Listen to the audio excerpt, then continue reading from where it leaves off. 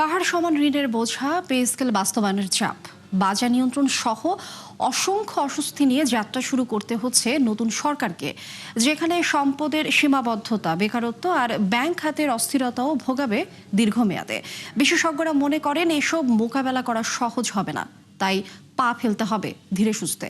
রাকিব আল জাবেদের report. ধ্বংসস্তূপ থেকে অর্থনীতিকে পথে ফেরাতে ১.৫ বছর আগে দায়িত্ব নেয় ডক্টর ইউনূসের নেতৃত্বাধীন অন্তর্বর্তী সরকার। গঠিত হয় বেশ কয়েকটি সংস্কার কমিশন।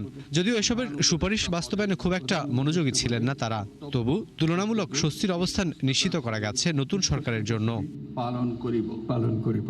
দীর্ঘদিন ধরেই সাধারণ মানুষের বড় মাথাব্যথা মূল্যস্ফীতি। কেন্দ্রীয় ব্যাংকের হিসাবে ২০২৪-এর আগস্টে যা ছিল 10.৫%, আর এই ১.৫ বছরে 2% পয়েন্ট কমলেও রয়ে গেছে 8.৫-এর উপরে। কর্মসংস্থানের সুযোগ ও বেকারত্ব নিরসনে জুলাই আন্দোলন শুরু হলেও সেখানে উন্নতি করতে পারেনি ইউনূস সরকার। ফলে ১.৫ বছরে বেড়েছে কর্মহীন মানুষের সংখ্যা, যার মধ্যে রেকর্ড গড়েছে শিক্ষিত বেকারের হার।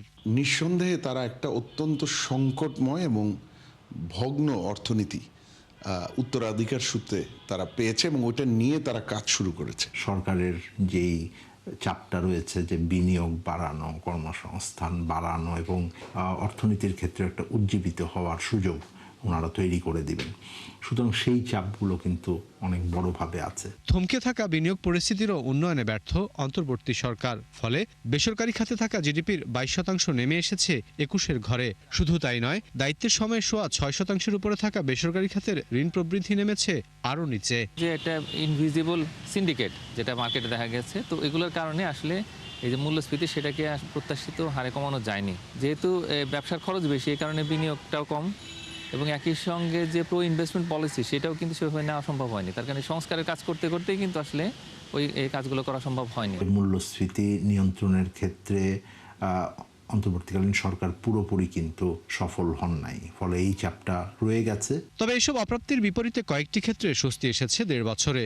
যেমন দায়িত্বের সময় $২৫ বিলিয়ন মোট রিজার্ভ জানুয়ারি শেষে উঠে এসেছে ৩৪ বিলিয়নে, আর মাসিক $২ বিলিয়ন প্রবাসী আয় উঠেছে $৩ বিলিয়নে। এছাড়া ব্যাংক খাতে স্বস্তি ফেরাতেও কম বেশি চেষ্টা করেছে কেন্দ্রীয় ব্যাংক। ব্যাংকিংয়ে প্রতি মাসে লুটপাট এবং এনপিএল বাড়া, ক্যাপিটাল শর্টফল বাড়া, সেটা আর বাড়ছিল না। এটার কারণ যে প্রথমে যে লুটপাটের অর্থনীতি, রাজনৈতিক প্রশ্রয় প্রাপ্ত বিভিন্ন ব্যবসায়িক গ্রুপ, তাদেরকে ব্যাংকিং সুবিধা, তাদের জন্য বিভিন্ন নীতি সুবিধা, সেগুলো একেবারে প্রথম দিনই ইন্টারিম গভর্নমেন্ট এবং বাংলাদেশ ব্যাংক তার নতুন লিডারশিপ সেগুলো বন্ধ করেছে।